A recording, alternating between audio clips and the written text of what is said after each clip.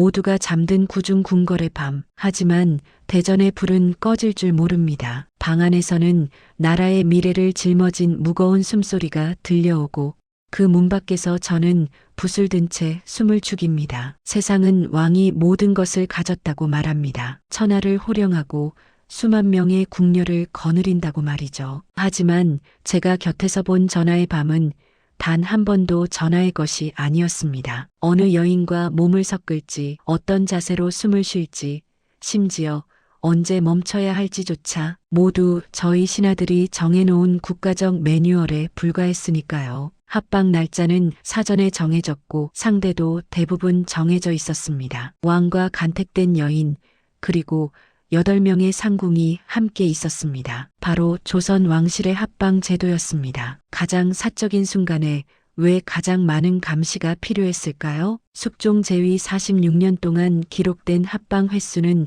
1000번을 넘었지만 살아남은 왕자는 단 한 명이었습니다. 대전 상궁들은 매일 밤 붓을 들어 시각과 장소와 상대를 일지에 적었고 그 기록은 왕실의 가장 은밀한 권력 지도가 되었습니다. 권력과 후사와 생존이 얽힌 이 제도의 작동 원리 함께 파헤쳐 보도록 하겠습니다. 촛불이 꺼지는 순간 대전 상궁은 눈을 감지 않았습니다. 창덕궁 대조전 침전 바깥 8명의 상궁이 일렬로 앉아 새벽까지 귀를 기울였습니다. 왕의 숨소리, 중전의 움직임, 입을 스치는 소리까지 이들은 단 한순간도 자리를 뜰 수 없었습니다. 조선왕조 500년 동안 왕의 침실에는 사생활이라는 개념 자체가 존재하지 않았습니다. 대전상궁은 왕의 침전을 관리하는 최고의 상궁을 뜻했습니다. 정삼품 상궁 중에서도 왕과 가장 가까운 거리에서 일하는 직책이었죠. 그 아래 7명의 보좌 상궁이 함께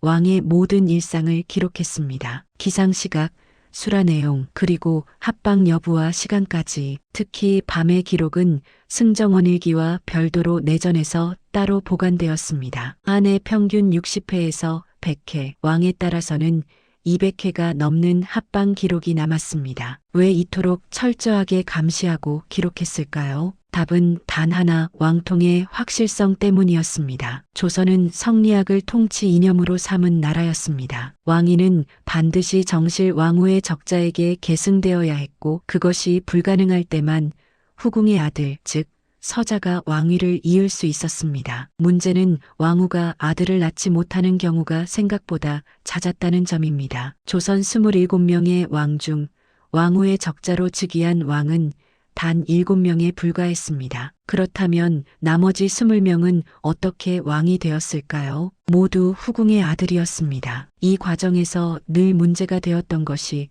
혈통 논란이었습니다. 과연 이 아이가 진짜 선왕의 핏줄이 맞는가? 후궁이 다른 남자와 밀통한 것은 아닌가? 이런 의심은 왕권을 뿌리째 흔들 수 있는 폭약이었죠. 실제로 연산군 시절 어머니 패비윤 씨의 간통 의혹이 제기되면서 왕권이 크게 흔들린 적도 있었습니다. 이 때문에 조선 왕실은 왕의 성생활을 국가 시스템으로 관리하기 시작했습니다. 왕이 누구와 언제 동침했는지, 그 결과 임신이 되었는지, 출산은 언제 이루어졌는지를 철저히 기록하고 교차 검증했습니다. 대전상궁은 그 시스템의 최전방에 있었습니다. 합방이 있는 날이면 상궁들은 침실 밖 복도에 병풍을 치고 그 뒤에서 밤을 지샜습니다. 왕이 침실에 들어간 시각, 나온 시각, 그 사이 특이사항을 모두 기록했습니다. 기록은 구체적이었습니다. 해시초의 입실, 자시, 정각의 퇴실 같은 시기였죠. 때로는 왕께서 용체가 불편하시어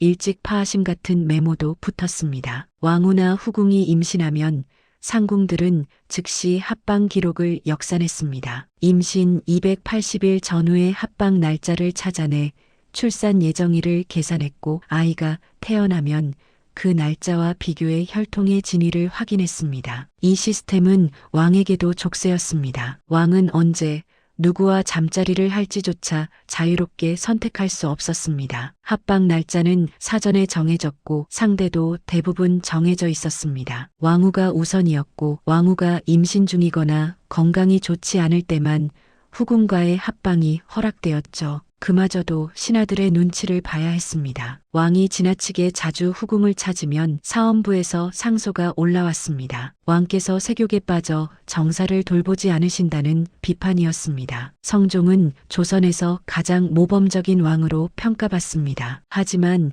그의 합방 기록을 보면 다른 이야기가 보입니다. 제위 25년간 12명의 후궁을 두었고 28명의 자녀를 낳았습니다. 거의 매년 한두 명씩 아이가 태어난 셈입니다. 왕후 공예왕후는 아들을 낳지 못했고 성종은 끊임없이 후궁들과 합방을 반복했습니다. 대전 상궁의 기록지는 그렇게 채워졌습니다. 밤이 깊어지면 상궁들은 복도 한쪽에 앉아 졸음을 참았습니다. 어떤 날은 새벽까지 아무 일도 없었고 어떤 날은 한밤중에 급히 약재를 준비해야 했습니다. 그들은 왕의 건강, 왕후의 임신 가능성, 후궁들 간의 미묘한 신경전까지 모두 파악하고 있어야 했습니다. 침실 밖에서 들리는 모든 소리는 그들에게 업무 정보였고 때로는 국가 기밀이었습니다. 왕의 침실을 지킨다는 것. 그것은 단순히 시중을 드는 일이 아니었습니다. 왕조의 정통성을 담보하고 왕통의 연속성을 증명하는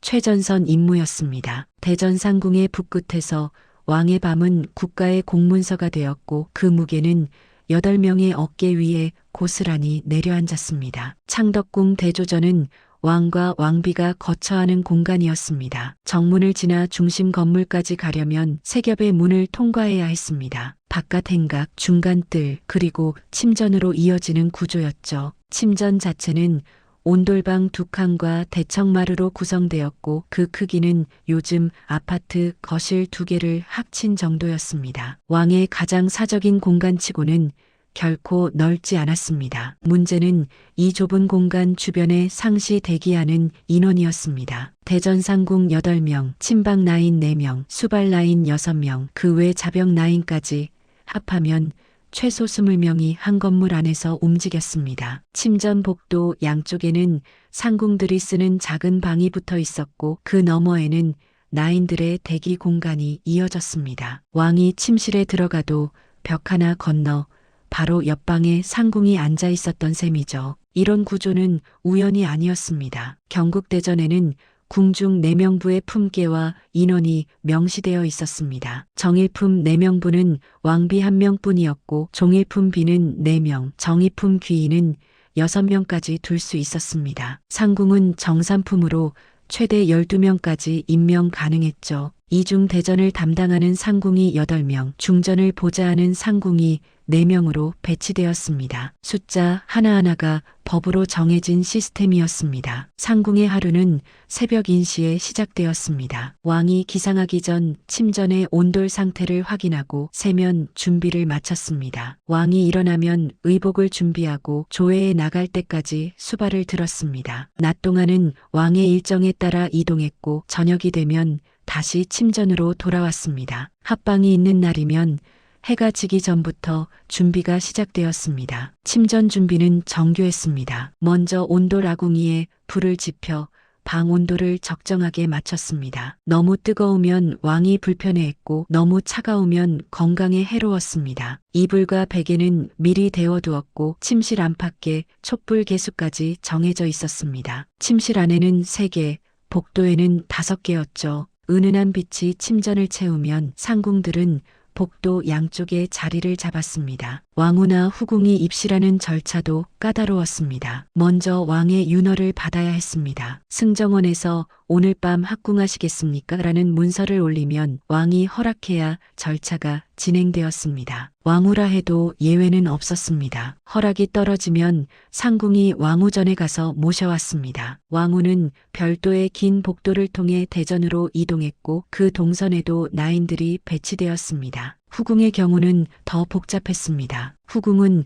왕의 부름이 있어야만 대전에 갈 수 있었습니다. 부름을 받으면 녹패를 받아들고 이동했죠. 대전 정문에서 신분을 확인받고 다시 복도에서 대기했다가 상궁의 안내를 받아 침실로 들어갔습니다. 모든 과정이 기록되었고 시각도 정확히 남았습니다. 침실 안에서 일어나는 일은 상궁들이 직접 보지는 않았습니다. 하지만 들을 수는 있었습니다. 복도와 침실 사이 벽은 두껍지 않았고 밤의 정적 속에서는 작은 소리도 선명했습니다. 상궁들은 그 소리로 상황을 판단했습니다. 대화가 길어지면 왕의 기분을 가늠했고 금방 조용해지면 합방이 제대로 이루어지지 않았다고 추정했습니다. 기록은 다음 날 아침에 정리되었습니다. 대전상궁이 직접 붓을 들어 승정원일기 대전편에 기입했습니다. 5월 모일 해시의 중전마마 입실, 자시의 황궁 같은 형식이었죠. 임신 가능성이 있는 합방의 경우 별도로 표시를 남겼습니다. 이 기록은 내전에 보관되다가 필요할 때 승정원으로 넘어갔습니다. 이 시스템은 왕이 바뀌어도 달라지지 않았습니다. 태종부터 순종까지 27대에 걸쳐 같은 절차가 반복되었습니다. 궁궐 건물이 화재로 소실되어도 재건할 때 같은 구조를 유지했습니다. 대전과 침전의 배치, 상궁방의 위치, 복도의 폭까지 거의 동일하게 복원되었죠. 500년 동안 변하지 않은 공간 설계는 곧 변하지 않는 감시 시스템을 의미했습니다. 상궁들은 이 구조 안에서 일생을 보냈습니다. 궁에 들어온 소녀는 나인으로 시작해 10년 이상을 견디면 상궁이 될 수 있었습니다. 하지만 대전 상궁까지 오르는 이는 극소수였습니다. 대부분은 중간 품계에서 평생을 마쳤죠. 그들은 왕의 밤을 지키며 자신의 밤을 잃었고 왕실의 혈통을 보증하며 자신의 혈통은 끊었습니다. 침전의 구조가 곧 그들의 운명이었습니다. 1474년 봄 성종의 후궁 윤씨가 아들을 낳았습니다. 훗날 연산군이 되는 아이였죠. 하지만 출산 직후부터 궁 안에 소문이 돌았습니다. 과연 선왕의 핏줄이 맞는가? 윤 씨는 성종의 총애를 받았지만 성격이 격렬하고 질투가 심했습니다. 다른 후궁을 질투해 손톱으로 성종의 얼굴을 핥힌 일까지 있었죠. 성종은 결국 윤 씨를 패출했고 1482년 사약을 내렸습니다. 문제는 그 아들이었습니다. 윤 씨가 죽은 뒤에도 연산은 왕세자로 책봉되었습니다. 적장자가 없었기 때문입니다. 하지만 신하들 사이에서 혈통 의심은 사라지지 않았습니다. 특히 윤 씨가 궁에 들어오기 전 다른 남자와 관계가 있었다는 풍문이 끊이지 않았죠. 연산군이 즉위한 뒤 이 의혹은 정치적 무기가 되었습니다. 반대파는 패비의 아들이라는 꼬리표로 왕권을 흔들었고 연산군은 그 의심에 광적으로 집착했습니다. 조선 왕실은 이 사건에서 뼈아픈 교훈을 얻었습니다. 왕의 혈통에 조금이라도 의심이 생기면 왕권 전체가 위태로워진다는 것이었습니다. 문제는 왕후가 아들을 낳지 못하는 경우가 잦았다는 점입니다. 27명의 왕 중 20명이 후궁 소생이었고 그때마다 혈통 논란이 불거질 위험이 있었습니다. 왕실은 시스템으로 이 문제를 해결하기로 했습니다. 의심의 여지를 원천 차단하는 기록 체계를 만드는 것이었죠. 핵심은 두 가지였습니다. 첫째, 왕의 모든 합방을 빠짐없이 기록한다. 둘째, 그 기록을 여러 사람이 교차 검증한다. 대전상궁 8명이 동시에 같은 사실을 목격하고 기록하면 나중에 조작이나 거짓말이 불가능해집니다. 한 사람이 거짓말을 하려 해도 나머지 7명의 증언과 엇갈리기 때문이죠. 이 방식은 요즘으로 치면 블록체인과 비슷했습니다. 여러 장부의 같은 내용을 동시에 기록해 위변조를 막는 구조였습니다. 실제로 시스템은 촘촘하게 작동했습니다. 대전상궁이 합방 사실을 기록하면 그 내용은 승정원에도 보고되었습니다. 승정원 승지들은 별도로 승정원 일기에 같은 내용을 기입했죠. 두 기록이 일치하는지 정기적으로 대조했습니다. 만약 불일치가 발견되면 즉시 조사가 시작되었습니다. 상궁이나 승지 중 누가 거짓을 기록했는지 왜 그랬는지를 파헤쳤습니다. 임신이 확인되면 검증은 더 강화되었습니다. 왕후나 후궁이 태기를 보이면 대전상궁은 즉시 과거 합방 기록을 뒤졌습니다. 임신 가능 시점을 역산해 정확한 날짜를 찾아냈죠. 보통 임신 280일 전후를 기준으로 삼았습니다. 출산 후에는 아기의 생김새, 건강 상태까지 기록했습니다. 용안이 단정하심,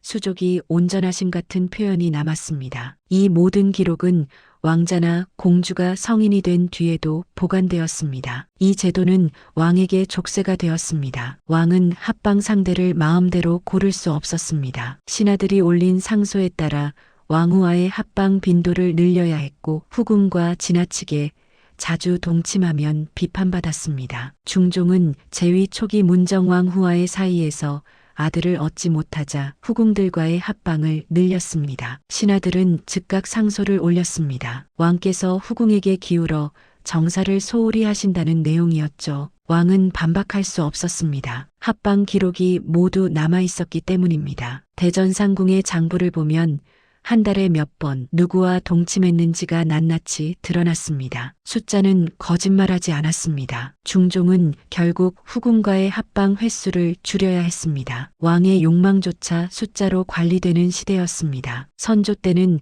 더 극단적인 상황이 벌어졌습니다. 선조는 의인왕후와의 사이에서 아들을 얻지 못했습니다. 후궁 공빈 김씨가 아들 임혜군을 낳았지만 적자가 아니라는 이유로 세자 책봉이 미뤄졌습니다. 선조는 거의 매일 밤 후궁들을 불렀고 대전상궁의 기록지는 빼곡히 채워졌습니다. 하지만 왕후는 끝내 아들을 낳지 못했고 결국 광해군이 세자가 되었습니다. 그 과정에서 합방 기록은 중요한 증거가 되었습니다. 광해군이 진짜 선조의 아들임을 입증하는 유일한 증거였으니까요. 시스템은 혈통 논란을 줄였지만 왕의 인간성은 지웠습니다. 왕은 사랑하는 사람과 자유롭게 밤을 보낼 수 없었습니다. 모든 순간이 기록되고 평가받고 정치적으로 이용되었습니다. 대전상궁은 그 시스템의 집행자였고 동시에 목격자였습니다. 그들은 왕의 고독을 누구보다 가까이에서 지켜봤지만 그 고독을 덜어줄 수는 없었습니다. 제도가 만든 투명한 감옥 안에서 왕과 상궁은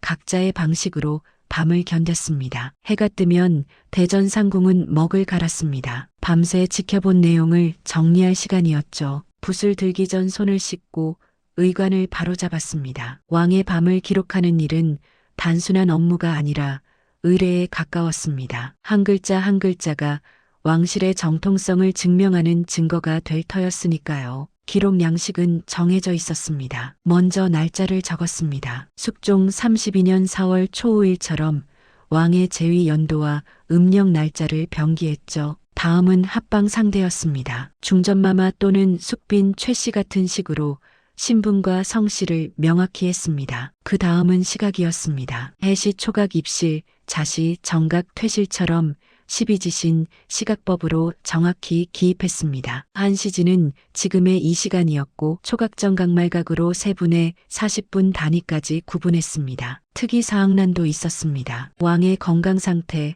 날씨, 합방 중 일어난 일 등을 간략히 적었습니다. 왕께서 감기 기운이 있으셨으나 용체는 평안하심, 밤중에 천둥 소리가 크게 들렸으나 별무 이상 같은 메모였죠. 이 기록은 하루 분량이 한 장에 담겼고 한 달치가 모이면 책으로 묶였습니다. 1년이면 12권, 한 왕의 재위 기간이면 수백 권이 쌓였습니다. 숙종은 46년을 재위했습니다. 그 기간 동안 대전상궁이 작성한 합방 기록만 600건이 넘었습니다. 숙종은 3명의 왕비와 10명이 넘는 후궁을 두었고 21명의 자녀를 낳았습니다. 매달 평균 8번에서 10번의 합방이 기록되었죠. 대전상궁은 46년 내내 같은 일을 반복했습니다. 밤을 지키고 아침에 기록하고 장부를 정리하는 일이었습니다. 기록의 진가는 임신이 확인될 때 드러났습니다. 1688년 겨울 희빈 장씨가 태기를 보였습니다. 대전상궁은 즉시 과거 6개월치 기록을 펼쳤습니다. 숙종과 희빈 장씨의 합방 날짜를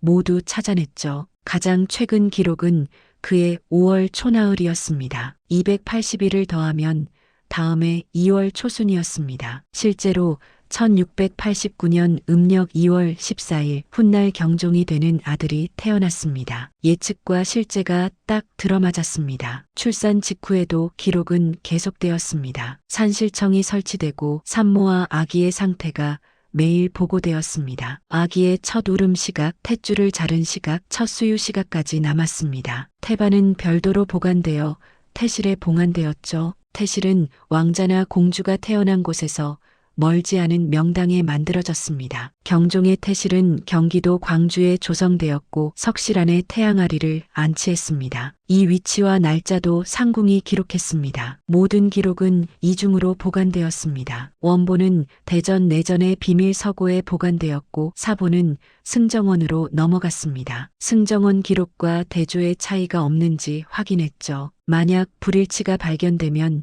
즉각 조사가 들어갔습니다. 실제로 영조 때 한 상궁이 날짜를 잘못 기입한 일이 있었습니다. 승정원 기록과 하루 차이가 났고 상궁은 즉시 문초를 받았습니다. 실수였음이 밝혀졌지만 상궁은 강등되었습니다. 그만큼 기록의 정확성은 절대적이었습니다. 시스템의 성과는 명확했습니다. 조선 중기 이후 왕자의 혈통 논란은 거의 사라졌습니다. 연산군 때 같은 파국은 재발하지 않았죠. 왕위 계승 과정에서 후궁 소생이 왕이 되어도 기록이 있었기 때문에 반대파가 혈통을 문제 삼기 어려웠습니다. 영조는 숙빈 최 씨의 아들이었지만 합방 기록과 출산 기록이 완벽했기 때문에 즉위할 수 있었습니다. 하지만 그 성과는 상궁들의 헌신 위에 세워진 것이었습니다. 대전상궁으로 임명되면 평균 15년에서 20년을 그 자리에서 보냈습니다. 밤낮이 바뀐 삶이었죠. 왕이 잠드는 밤에 깨어 있어야 했고 왕이 깨어나는 새벽에도 일어나 있어야 했습니다. 일주일의 사나흘은 제대로 눕지 못했습니다. 몸이 상하는 건 당연했습니다. 기록에 따르면 많은 상궁이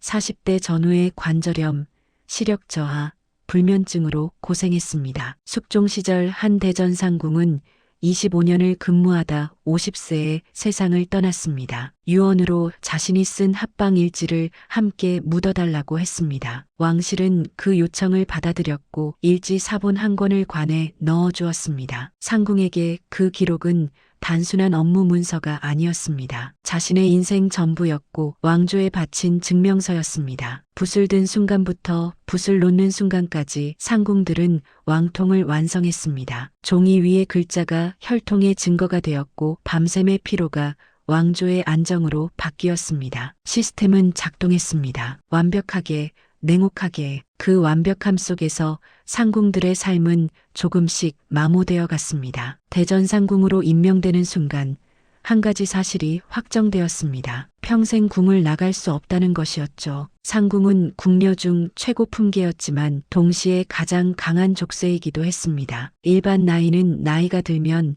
궁을 나가 가족에게 돌아갈 수 있었습니다. 하지만 대전상궁은 달랐습니다. 왕의 가장 깊은 비밀을 아는 사람이었기 때문에 외부로 나가는 것 자체가 보안 위협이었습니다. 실제로 경국대전에는 명시되어 있었습니다. 대전을 담당한 상궁은 왕이 승하하기 전에는 궁을 나갈 수 없다. 예외는 거의 없었습니다. 부모가 위독해도 형제가 죽어도 궁 밖으로 나갈 수 없었죠. 승정원에 상소를 올려 특별히 하루 외출을 허락받는 경우가 있었지만 그마저도 왕의 윤허가 필요했습니다. 대부분의 상궁은 부모의 임종조차 지키지 못했습니다. 상궁들은 궁에 들어오면서 이미 가족과 단절되었습니다. 보통 10살에서 15살 사이에 입궁했고 그때부터 바깥 세상과 연결고리가 끊어졌습니다. 편지는 검열을 거쳐야 했고 면회는 1년에 두세 번으로 제한되었습니다. 나인에서 상궁으로 승진하면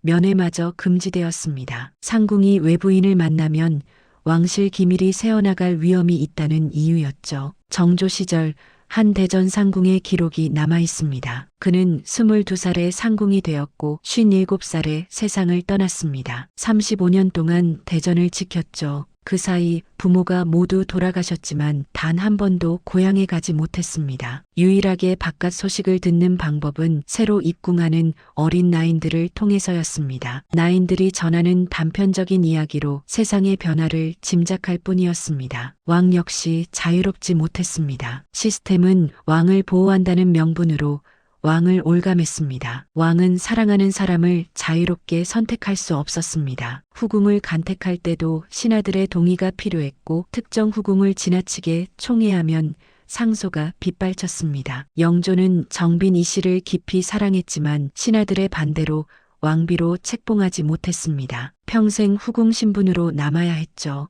더 잔인한 것은 왕의 감정조차 기록되었다는 사실입니다. 대전상궁은 왕이 어느 후궁과 함께 있을 때 즐거워하는지 어느 후궁을 차갑게 대하는지까지 관찰했습니다. 왕께서 오래 머무르심, 왕께서 일찍 파하심 같은 간단한 표현 뒤에는 왕의 감정이 숨어 있었습니다. 이 기록은 정치적으로 이용되었습니다. 반대파는 왕이 특정 후궁에게 기우는 것을 비판의 근거로 삼았고 후궁 가문 간 권력 다툼의 증거로 활용했습니다. 왕후와 후궁들도 희생자였습니다. 그들은 왕의 아이를 낳는 도구로 취급받았습니다. 합방은 애정의 표현이 아니라 의무 수행이었죠. 왕후는 아들을 낳지 못하면 폐위될 위험에 시달렸고 후궁들은 서로 경쟁해야 했습니다. 숙종 시절 희빈 장씨와 인현왕후의 갈등이 대표적이었습니다. 두 여인 모두 왕의 사랑을 원했지만 시스템은 그들을 적으로 만들었습니다. 희빈 장씨는 아들을 낳아 권력을 얻었지만 결국 사약을 받았습니다. 인현왕후는 한때 패출되었다가 복이 되었지만 평생 불안 속에 살았습니다. 두 사람 모두 시스템의 피해자였습니다. 왕의 총애를 받는 것도 아들을 낳는 것도 결국 생존 전략일 뿐이었죠. 사랑이 끼어들 틈은 없었습니다. 상궁들은 이 모든 비극을 가장 가까이에서 목격했습니다. 왕후가 밤마다 기도하는 모습, 후궁들이 서로를 경계하는 눈빛, 왕이 혼자 한숨 쉬는 소리를 모두 알고 있었습니다. 하지만 그 누구에게도 말할 수 없었습니다. 입을 열면 목숨이 위험했습니다. 그들은 침묵 속에 모든 것을 삼켰습니다. 시간이 흐르면서 상궁들의 몸과 마음은 병들어갔습니다. 불면증은 직업병이었습니다. 밤에 잠들지 않는 습관이 몸에 배면 낮에도 제대로 잠들 수 없었습니다. 관절은 차가운 복도에서 밤을 새우며 상했고 눈은 촛불 아래 기록을 쓰며 나빠졌습니다. 40이 넘으면 대부분 허리를 제대로 펴지 못했고 50을 넘기는 상궁은 드물었습니다. 왜 이런 시스템을 바꾸지 못했을까요? 답은 간단했습니다. 왕조 유지라는 데의 앞에서 개인의 고통은 중요하지 않았기 때문입니다. 성리학은 명분을 최우선으로 삼았고 왕통의 정통성은 그 무엇보다 중요한 명분이었습니다. 상궁 한 명의 자유, 왕 한 명의 사랑, 왕후 한 명의 존엄보다 왕조의 안정이 우선이었습니다. 시스템은 완벽하게 작동했습니다. 혈통 논란은 사라졌고 왕위 계승은 안정되었습니다. 하지만 그 완벽함은 수많은 인생을 갈아넣은 대가였습니다. 궁궐의 밤마다 누군가는 자신의 삶을 포기하고 있었고 그 희생은 역사에 기록되지 않았습니다. 오직 합방 일지만이 남았을 뿐입니다. 합방 일지는 투명성을 위해 만들어졌습니다. 왕의 혈통에 대한 의심을 없애고 왕위 계승의 정당성을 확보하려는 목적이었죠. 하지만 역설적이게도 그 투명성은 새로운 형태의 통제를 낳았습니다. 왕을 보호하려던 시스템이 왕을 감시하는 장치가 되었고 상궁들을 보좌자로 배치했지만 그들은 감시자가 되어야 했습니다. 핵심은 기록의 권력이었습니다. 대전상궁이 쓴 한 줄의 문장은 역사가 되었습니다. 왕께서 해시에 입실하시어 자시에 파하심이라는 단순한 기록이 훗날 왕자의 정통성을 증명하는 증거가 되었죠. 반대로 기록되지 않은 일은 존재하지 않는 것과 같았습니다. 기록하지 않으면 왕자는 왕의 아들이 아니었고 왕비는 왕의 배우자가 아니었습니다. 이 구조는 조선 왕실만의 특징이었습니다. 중국 명나라나 청나라에도 후궁 제도가 있었지만 조선처럼 세밀하게 기록하지는 않았습니다. 일본의 경우 천황의 혈통은 신화적 정통성에 기반했기 때문에 구체적인 합방 기록이 필요하지 않았죠.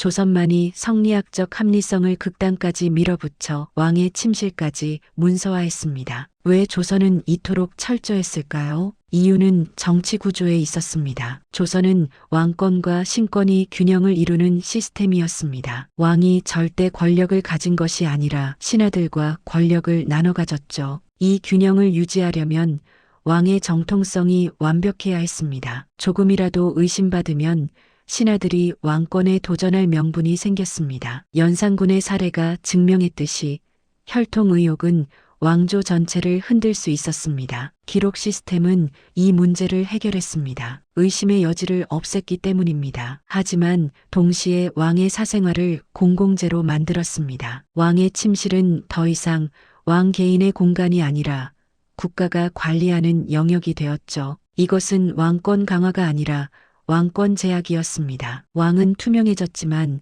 그만큼 자유를 잃었습니다. 상궁들에게 기록은 권력이자 짐이었습니다. 그들이 쓴 문장 하나가 정치를 좌우했습니다. 어떤 후궁의 합방 횟수를 많이 기록하면 그 후궁의 지위가 올라갔습니다. 반대로 적게 기록하면 소외되었죠. 상궁들은 중립을 지켜야 했지만 사실상 불가능했습니다. 왕후와 후궁들의 눈치를 봐야 했고 때로는 정치적 압력을 받기도 했습니다. 영조 시절 한 대전 상궁이 후궁 정빈 이 씨와의 합방 기록을 빠뜨린 일이 있었습니다. 나중에 발각되어 조사를 받았는데 상궁은 잠깐 자리를 비운 사이에 일어난 일이라고 해명했습니다. 하지만 의심은 가시지 않았습니다. 혹시 다른 후궁 세력의 압력을 받은 것은 아닌가? 결국 상궁은 파직되었습니다. 기록을 빠뜨린 것은 실수가 아니라 배신으로 간주되었습니다. 기록의 권력은 또 다른 문제를 낳았습니다. 조작 가능성이었습니다. 아무리 여러 명이 교차 검증한다 해도 상궁 전원이 공모하면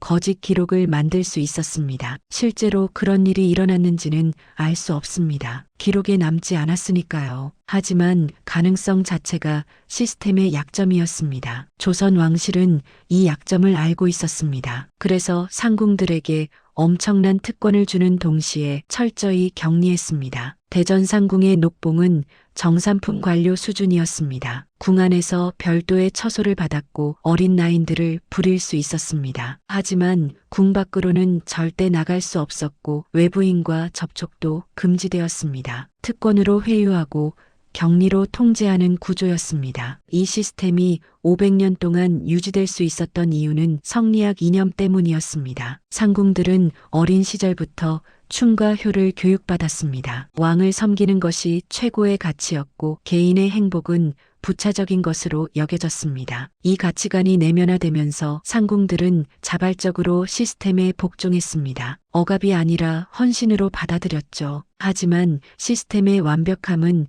동시에 취약성이었습니다. 너무 정교해서 조금만 균열이 생겨도 무너질 위험이 있었습니다. 실제로 조선 말기 서양 문물이 들어오고 근대 사상이 확산되면서 이 시스템은 빠르게 해체되었습니다. 고종 때 이미 합방 기록은 형식적으로 바뀌었고 순종 때는 거의 사라졌습니다. 기록이 남긴 교훈은 명확합니다. 투명성만으로는 충분하지 않다는 것입니다. 투명성이 누구를 위한 것인지 어떤 목적으로 사용되는지가 중요합니다. 조선 왕실의 합방 기록은 왕조 안정이라는 목적을 달성했지만 그 과정에서 개인의 자유와 존엄을 희생시켰습니다. 완벽한 시스템은 때로 가장 잔인한 감옥이 될 수 있습니다. 1863년 고종이 12살의 나이로 즉위했습니다. 대전 상궁들은 새 왕을 맞았지만 당황스러웠습니다. 왕이 너무 어렸기 때문입니다. 합방을 기록할 일이 당분간 없었죠. 대신 대왕 대비 조씨가 수렴 청정을 시작했고 실질적 권력은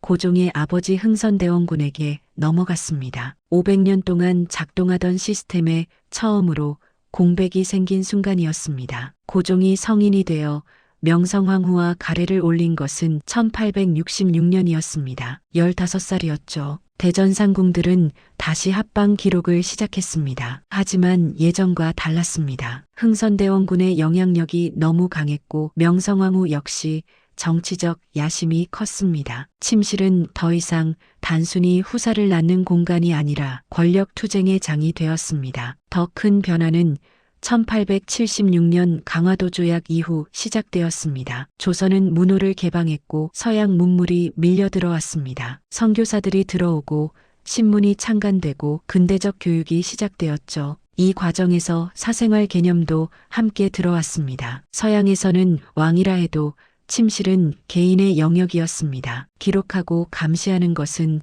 상상할 수 없는 일이었죠. 고종은 서양 문물에 관심이 많았습니다. 전기를 궁에 들였고 커피를 즐겼으며 서양식 건물을 지었습니다. 그런 고종에게 대전 상궁 시스템은 낡은 유물처럼 보였을 겁니다. 실제로 1890년대부터 합방 기록의 빈도가 줄어들기 시작했습니다. 매일 빠짐없이 기록하던 것이 일주일에 한두 번으로 줄었고 때로는 한 달치를 나중에 몰아서 작성하기도 했습니다. 상궁들의 지위도 변했습니다. 과거에는 궁궐 안에서 절대적 권위를 누렸지만 근대화 과정에서 그 권위가 흔들렸습니다. 새로 들어온 서양 의사들, 교사들, 외교관들은 상궁들을 구시대의 잔재로 여겼습니다. 상궁들 스스로도 혼란스러웠습니다. 여전히 왕을 섬기며 기록해야 하는지 아니면 새로운 시대에 맞춰 변해야 하는지 알 수 없었죠. 1895년 명성황후가 시해되는 을미사변이 일어났습니다. 대전 상궁들은 그 끔찍한 밤을 목격했습니다. 일본 자객들이 침전에 난입했고 왕후는 상궁들이 보는 앞에서 살해당했습니다. 상궁들은 손쓸 수 없었습니다. 500년 동안 왕실을 지켜왔지만 정작 중요한 순간에는 아무것도 할 수 없었습니다. 시스템은 내부의 질서를 유지하도록 설계되었지 외부의 폭력에 대응하도록 만들어지지 않았기 때문입니다. 을미사변 이후 고종은 러시아 공사관으로 피신했습니다. 아관파천이었죠. 고종이 궁을 비운 1년 동안 대전 상궁들은 텅 빈 침전을 지켰습니다. 기록할 것이 없었습니다. 일지는 공백으로 남았고 상궁들은 무력감에 빠졌습니다. 자신들의 존재 이유가 사라진 것 같았죠. 1897년 고종은 대한제국을 선포하고 황제가 되었습니다. 왕이 아니라 황제였습니다. 명칭이 바뀌면서 제도도 조금씩 변했습니다. 대전상궁이라는 명칭은 사라지고 국내부 소속 여관으로 재편되었습니다. 합방 기록도 간소화되었죠. 날짜와 상대만 기록하고 시각이나 특이사항은 생략하기 시작했습니다. 더 중요한 변화는 교육받은 여성들이 궁에 들어오기 시작한 것이었습니다. 이화학당 같은 신식학교를 졸업한 여성들이 통역이나 교사로 궁에 고용되었습니다. 이들은 전통적인 궁녀 출신이 아니었고 상궁들과는 다른 세계관을 가지고 있었습니다. 여성도 교육받을 권리가 있고 자신의 삶을 선택할 수 있다고 믿었죠. 이들의 존재는 상궁들에게 충격이었습니다. 똑같은 여성인데 자유롭게 궁을 드나들고 결혼도 할 수 있고 월급도 더 많이 받았습니다. 반면 상궁들은 평생 궁에 갇혀 왕을 섬기며 살아야 했습니다. 왜 자신들만 이런 삶을 살아야 하는가? 처음으로 의문을 품는 상궁들이 나타나기 시작했습니다. 1907년 고종이 강제로 퇴위당하고 순종이 즉위했습니다. 순종은 허약했고 정치적 의지도 없었습니다. 일본의 통감부가 실질적으로 궁을 장악했죠. 합방 기록은 거의 의미를 잃었습니다. 황실의 정통성이 이미 무너졌기 때문입니다. 기록한들 누가 인정하겠습니까? 상궁들은 형식적으로 일지를 작성했지만 그것이 역사가 되리라고 믿지 않았습니다. 1910년 한일병합 이후 궁녀 제도는 급속히 해체되었습니다. 일본은 조선 황실을 왕공족으로 격화시켰고 국내부를 이왕직으로 바꿨습니다. 상궁들은 점차 해고되었고 남은 이들은 단순 시중드는 사람으로 전락했습니다. 기록하는 임무는 사라졌습니다. 일본식 관료들이 공문서를 작성했고 합방 같은 사적인 일은 더 이상 국가가 관리하지 않았습니다. 마지막 대전 상궁들은 1920년대까지 궁에 남아 있었습니다. 하지만 그들이 하는 일은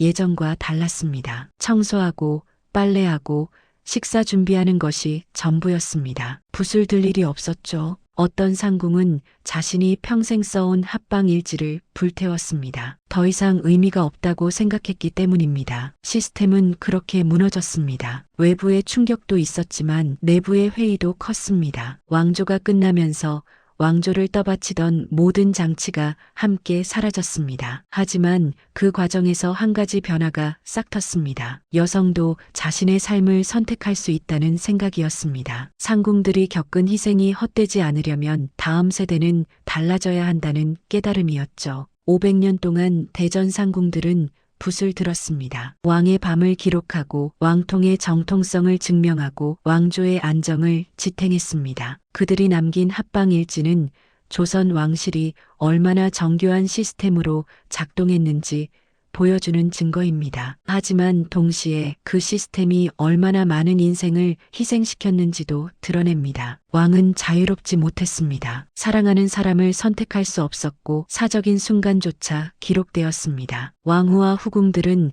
도구처럼 취급되었고 아이를 낳는 의무에 짓눌렸습니다. 상궁들은 평생을 궁에 갇혀 타인의 밤을 지켜야 했고 자신의 인생은 포기해야 했습니다. 모두가 시스템 안에서 각자의 역할을 수행했지만 누구도 행복하지 않았습니다. 이 시스템이 만들어진 이유는 명확했습니다. 왕통의 순수성을 지키고 왕위 계승 분쟁을 막기 위해서였죠. 연산군 시절 혈통 논란이 왕조를 뿌리째 흔들었던 경험이 있었기 때문입니다. 해결책은 투명성이었습니다. 모든 것을 기록하고 여러 명이 교차 검증하고 의심의 여지를 없애는 것이었습니다. 실제로 시스템은 작동했습니다. 조선 중기 이후 왕자의 혈통 논란은 거의 사라졌고 왕위 계승은 안정되었습니다. 대전상궁의 기록은 법적 증거로 인정받았고 후궁소생 왕자도 기록만 확실하면 정당한 후계자가 될 수 있었습니다. 투명성은 정통성을 보장했습니다. 하지만